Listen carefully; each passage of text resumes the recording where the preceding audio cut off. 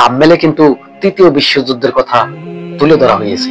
আসলে তৃতীয় বিশ্বযুদ্ধ শুরু হয় নাই, কিন্তু বাকিও নাই, কিন্তু শুরু হয়ে যাওয়ার মতো ঘটনা ঘটতে চলেছে।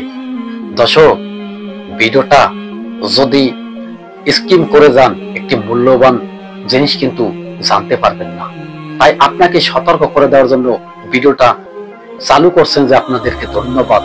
এবং আপনাদেরকে সতর্ক করার মতো আমি আছি একমাত্র সোশ্যাল মিডিয়ায়।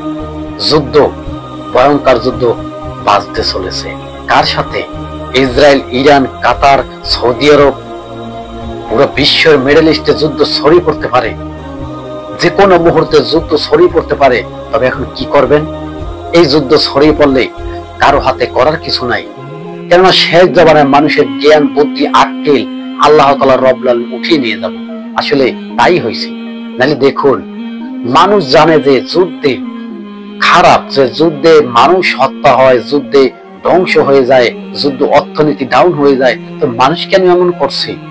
আর ওদিকে তো নবী সাল্লাল্লাহু আলাইহি ওয়াসাল্লাম বলে গেছে যে তৃতীয় বিশ্বযুদ্ধ হবে, 3 ভাগের 2 ভাগ মানব জাতি যুদ্ধে মারা যাবে, অনাহারে মারা যাবে, সমস্ত মিডল ইস্টে একটা যুদ্ধ ছড়িয়ে যাবে।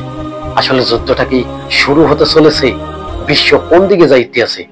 আমরা তো সবাই ভয়ের ভিতরে, আতঙ্কের ভিতরে আছি যে তৃতীয় বিশ্বযুদ্ধ শুরু হইলে যদি এই পারমাণবিক অস্ত্র যদি ব্যবহার করা হয়, যে বিশ্বের পরিস্থিতি কি হবে।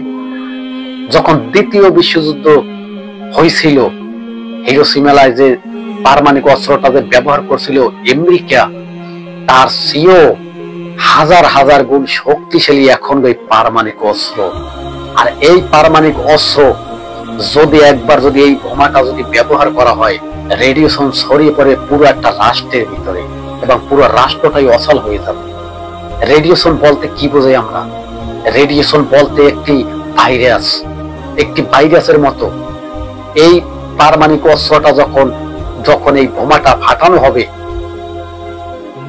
শূন্যের উপরে, তখন এই রেডিয়েশন ছড়িয়ে পড়বে, ওখানে কোনো মানুষ থাকতে পারবে না, অক্সিজেনের অভাব হয়ে যাবে, কোনো খাদ্য ওই জমিনেও হবে না।